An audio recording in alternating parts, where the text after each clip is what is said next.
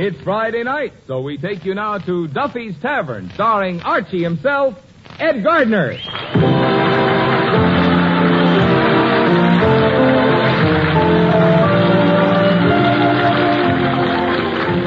Duffy's Tavern is brought to you by Bristol Myers, makers of Vitalis and Minute Rub, two products that will pay you to remember. Minute Rub, modern chest rub, Vitalis for well-groomed hair.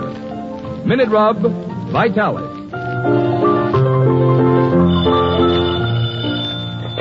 Hello, Duffy's Tavern. What do you eat? Meat to eat. Archie the manager speaking. Duffy ain't here. Hello, Duffy. Merry Christmas to you. By the way, we got 2 more Christmas cards tonight. Well, one from Colucci, the fruit peddler. Yeah, very pretty card, too. It's got his coat of arms.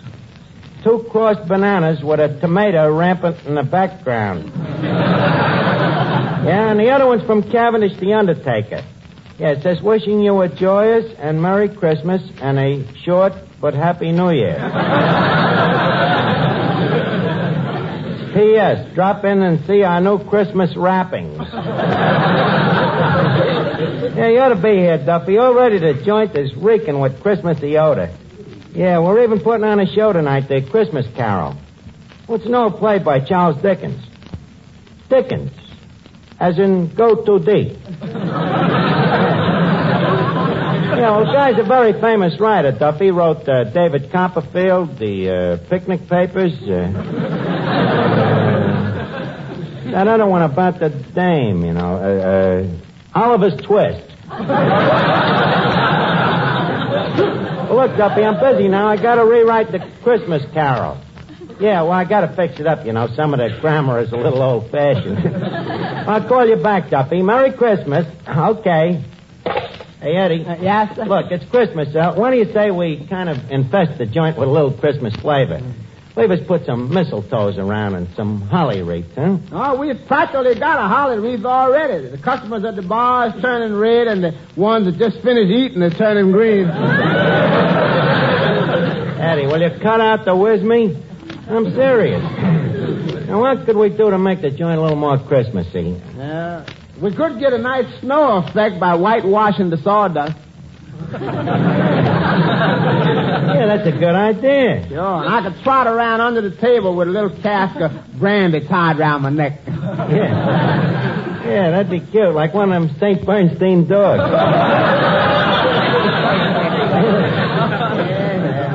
Good old Christmas. By the way, I wonder what Duffy is going to give us for Christmas this year. Yeah, I wonder.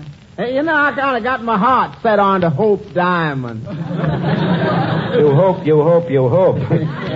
What'd he give you in last year again? Monogrammed dustpan. Yeah, that's right. I remember that. Yeah. It makes a nice set with the monogrammed broom he gave me the year before. Now, look, Eddie, don't be bitter. After all, Duffy ain't really such a bad guy. No, he ain't such a bad guy. No. Well, so long. This is where I get off. Eddie, you're bitter. Remember that Christmas dinner he gave us last year? The celery and the chestnuts and the cranberries. And the cover charge? He was kidding. That big whole roast pig with the apple in its mouth. Hello, Finnegan. Where's the apple? What apple? Skip, it's just a little picture you happened to conjure into my mind. Anyways, Merry Christmas to you, Finnegan. And Merry Christmas to you, Arch. By the way, that brings up a subject. What? Arch, I'd like to ask you a question. Oh? What's the question? Well, Arch, promise me you'll tell me the truth. I promise. Okay. Arch, is there a Santa Claus? Well, bless your heart, Finnegan. What brought this on? I was over to Macy's this morning, and on the 5th floor there was a tall, skinny Santa Claus, and I get down to the 3rd floor, and there's a short, fat Santa Claus. Frankly, Arch, I'm beginning to smell a rat.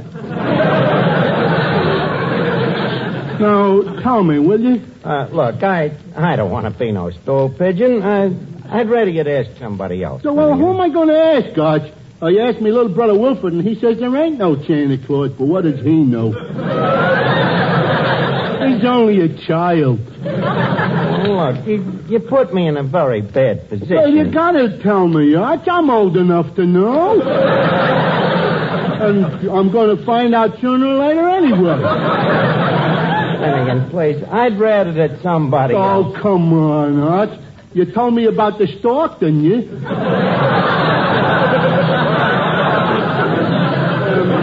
Believe me, this is important to me. Well, why? Why is it so important? Well, I ain't smart enough to keep a job. I can't read. I can't write. I don't like girls. If there's no Santa Claus, what have I got to live for? Well, okay, Finnegan, you asked for it. You see, this Santa Claus thing started, you see, there's the birds and the bees and the flowers. Yeah. And, Finnegan, turn your eyes the other way, will you? That's better. Now you asked me if there's a Santa Claus. So prepare yourself, Finnegan. Go ahead, Arch. I can take it. Finnegan, there is no... Arch! No truth to the rumor that there is no Santa Claus. There is a Santa Claus. Oh, boy, what a load up in me mind. Santa Claus is coming to These are adults. Hello?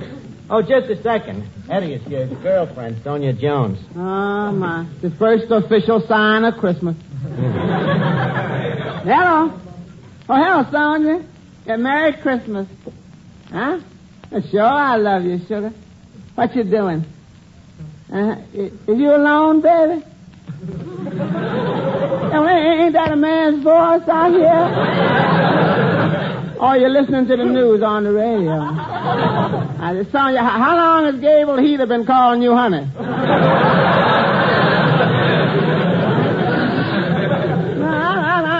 I'm just suspicious. Yeah, baby. I know I'm always in your heart. Yeah. But, honey, who's that that's always in your apartment?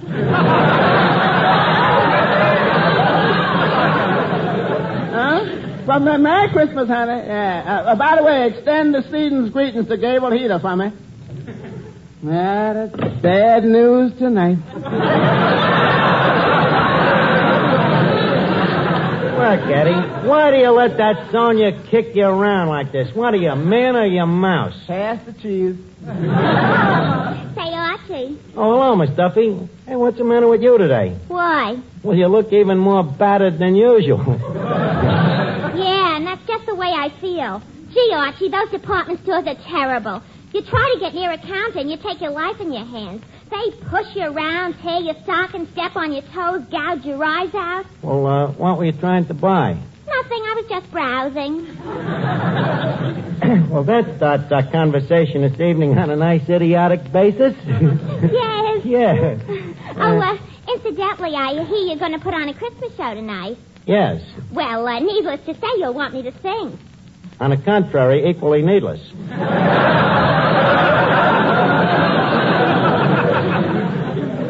You and that foghorn falsetto. That off-coloratura. You are not going Now to... listen here, you big dope. Look, Miss Duffy, leave us not fight tonight. It's the Christmas season, and I'm in too good a mood. In fact, I'm so happy, I'd like to kiss you. Blindfolded, of course. Okay, you can sing in the show. Mr. Melnick. Yeah, Look, we're going to need some Christmassy background music for the show tonight. Are you equipped? We're loaded, Jackson. In what way, Phil? How are you loaded? I got a kid named Robert Maxwell that's murder on this Christmas stuff. A harp player. Harp player, huh? Good idea. Duffy will love it. It's his native music. Okay, we'll put the kid in the show. Say, Archie. Yes, Mr. Miller? Can you use me in the Christmas show? Well, yeah, maybe you could announce it. Give me a sample, for instance. What would you say? Well, I don't know. Maybe something like this. Ladies and gentlemen, Duffy's Tavern takes great pleasure in presenting its Christmas show, starring that famous hair grooming preparation, Vitalis. Very good. Very good. Then I suppose you had in mind a ballet, maybe, where 4 men with tight, dry scalps dance around a bottle of Vitalis? While the band plays Hair, the gang's all hair? Well, no, Archie. The orchestra would play Here, Here, Vitalis is Almost Here. Very sharp. Pull up your podium and pray continue. Well, yeah, pretty soon now, Vitalis will be back. Back to keep your dry, unruly hair well groomed. And without that plastered-down patent leather shine. Yes, pretty soon you'll be able to use Vitalis and the 60-second workout to loosen your tight, dry scalp, rout loose dandruff, and help prevent excessive falling hair. Shortages will soon be relieved, and then you'll be able to get original, genuine Vitalis, the hair grooming preparation that's been the standby of so many men for so long.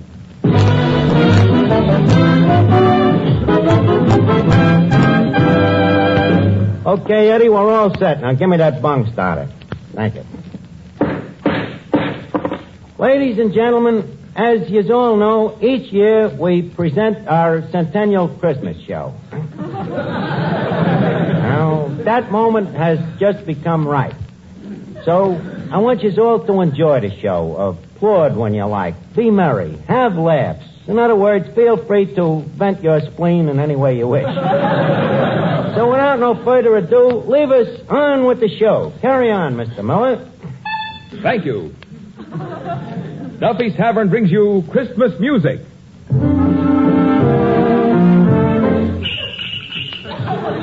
Christmas drama. But Santa Claus, suppose my husband comes home and finds you here. Christmas humor. Do you think we will have a white Christmas, darling? Well, it will if it don't rain, dear. And now on with the show. For our first act this evening, we give you that beloved little entertainer, your waiter and mine, Eddie Green. To know him is to tip him. Take it, Eddie. You better watch out. Better not cry. Better not pout. I'm telling you why. Santa Claus is coming on down to Harlem Town. Oh, my. And you got to find out who's naughty or nice. Santa Claus is coming with his bag full of jive, Mr. 5x5. Sees you when you're sleeping, and he knows how good you've been. So if you meet him face to face, say, solid old man, give me some skin. He's got no reindeer, they ain't got no sled, but he's on his way and he's coming instead on the actor such a finger at the Santa Claus.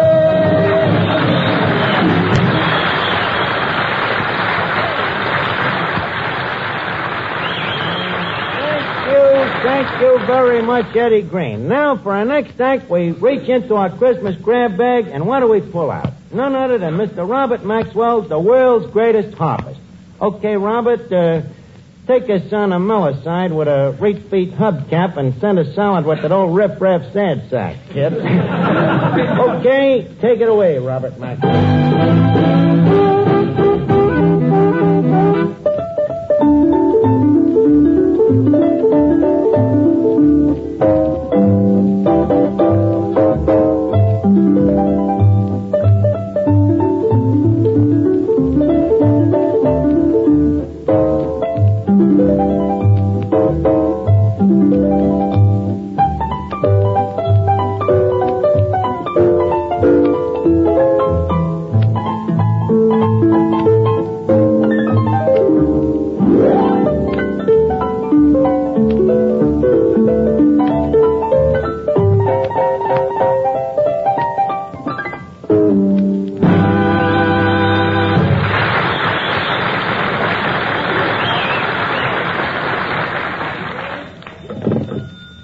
Huh?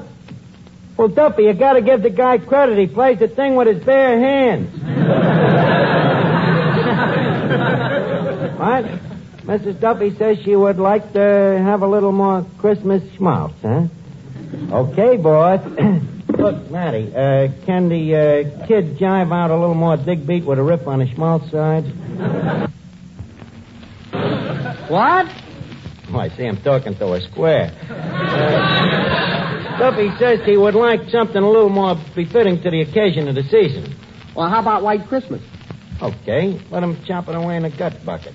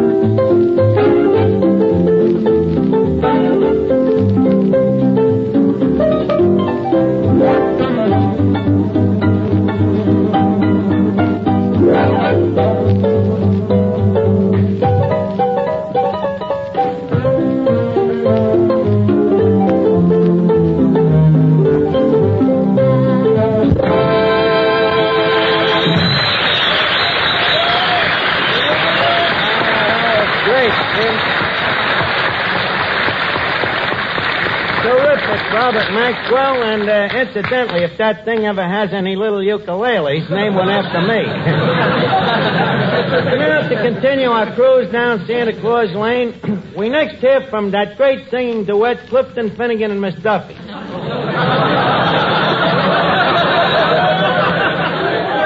Better known as Half a Wit and a Near Miss. It's the Third Avenue's answer to the atomic bomb. Okay, take it away. Sleigh bells ring. Are you listening? Are you listening? Late in the night, over tonight, about the dawn of the sun of the light. Gone away.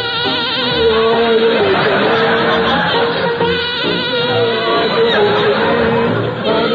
Tonight, come on, live alone, walking in the winter wonderland. Later on, We'll catch fire. the further we live, Walking in the walking wind. around the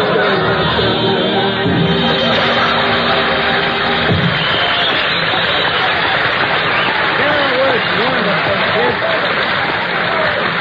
Terrific. Terrific. Clifton Finnegan and Miss Duffy. You sounded like Jeanette MacDonald with a half Nelson on Eddie. And now, we have a surprise act for you. Mr. Marvin Miller, our genial master of ceremonies, will beleaguer us with a poem. Go right ahead, Mr. Miller. 'Twas the night before Christmas, and all through the nation, people had chest colds and that stuffed-up sensation. Just a second. Wait a minute. I think I can finish that for you. With his sleigh full of minute rub over housetops and spires came Santa Claus shouting, "On, Bristol, on, Myers."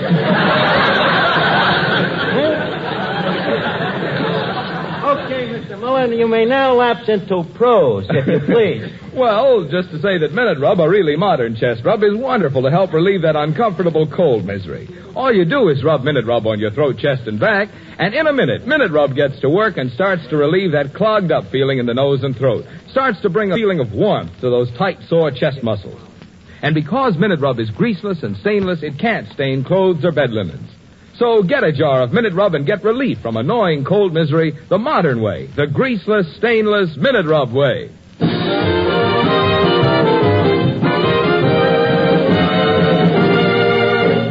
Okay, Mr. Miller, you may now announce the big piece of resistance. Right.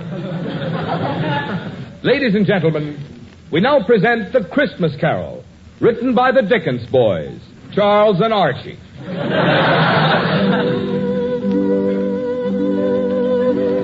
As our scene opens, we find Ebenezer Scrooge, played by Archie, preparing to go to bed in his miserable little room on Piccadilly Square.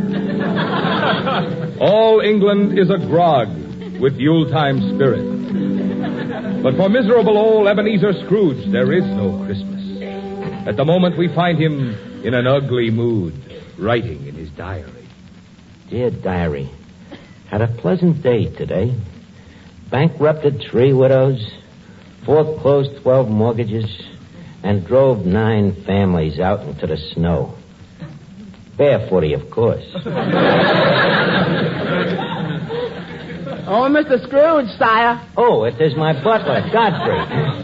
What do you want, my man Godfrey? It's getting mighty cold in here. Do you think we can afford to throw another twig on the fire? Heavens to Betsy, man, you threw one on last Friday.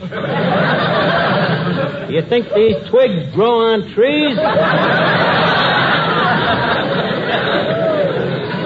I know, but it's getting cold in here. There's icicles on the window. So what, ain't you never seen icicles on a window before?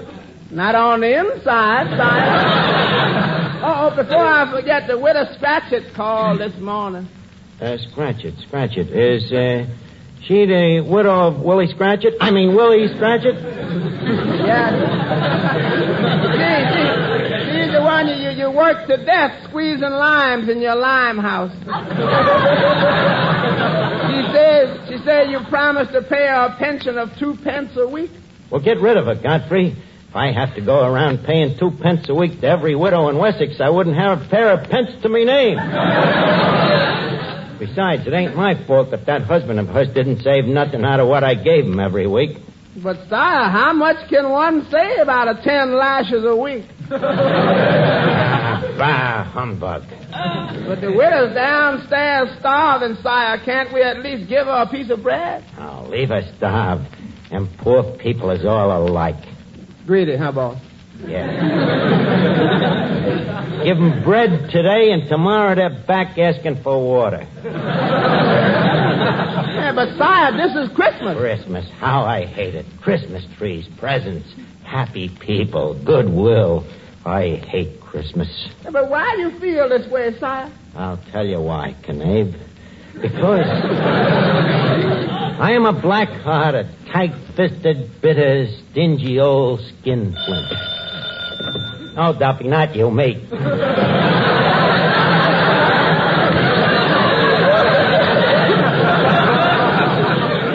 Now, where was I? Oh, yes, Godfrey. I think I shall hie me hence to bed. Very good, sire. That's sire. Yes, Godfrey. I done a hard day's dirty work today. It'll feel good to crawl in between them nice, clean sheets of newspaper. Well, good night, my man Godfrey. Good night, sire. Don't forget to blow out the twig. Yes, sire. Not so hard, you fool. That twig's got to last us all day tomorrow. Sorry, sire. Now to close one eye and get some sleep. Yeah, got a big day tomorrow.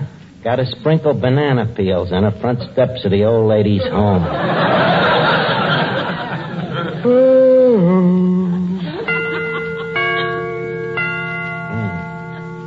Got to remember to get them chimes made softer. No sense in letting the neighbors hear the time for nothing.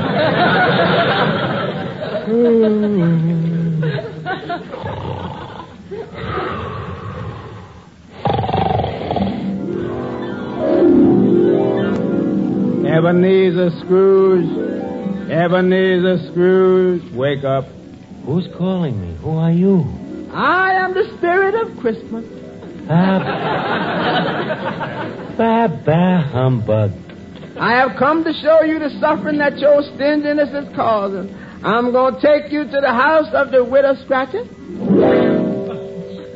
The next voice you hear will be that of the widow Scratchit herself. Oh, Tiny Tim. Tiny Tim. Coming, Mother.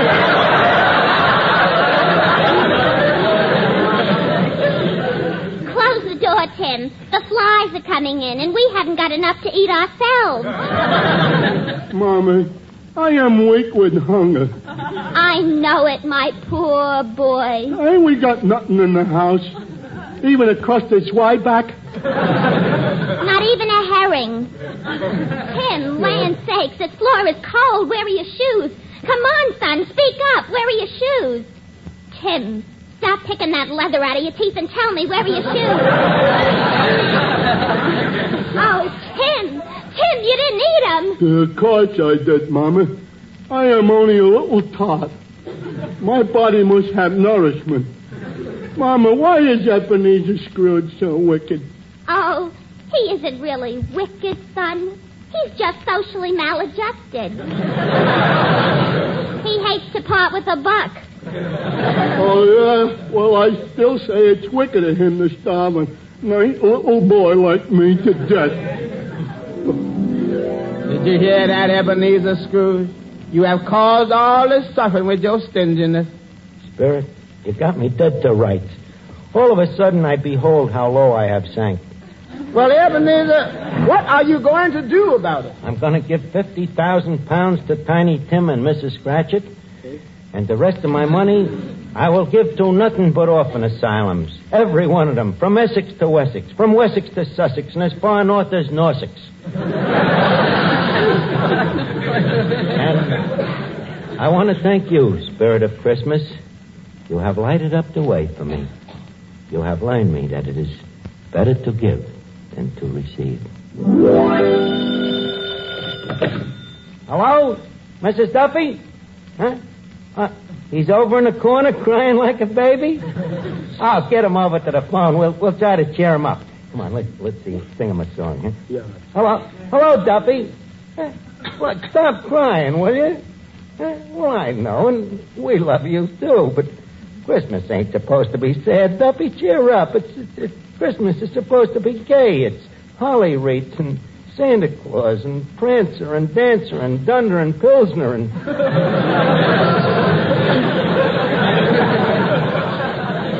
and Jingle Bells, Duffy. Jingle bells, Jingle bells, jingle all the way. Oh, what fun it is to ride in one-horse open sleigh. Just a second. Hey, does that make you feel better, Duffy? Huh? What a softy. He's crying harder than ever.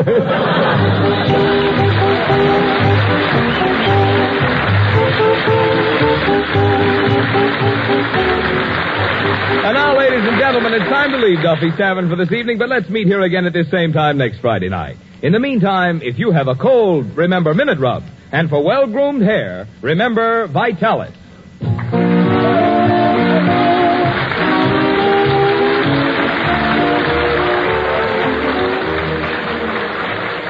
Did you know this? The Egyptians of long ago shaved themselves with seashells. Yes, and shell razors must have been mighty hard on a man's face. Of course, even today with the most modern razors, shaving can still be painful for men with tender faces. But now there's Ingram shaving cream. That rich Ingram lather helps condition your face for the razor.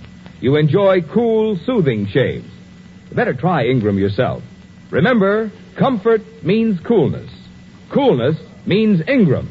I-N-G-R-A-M. Ingram, the cooler shaving cream.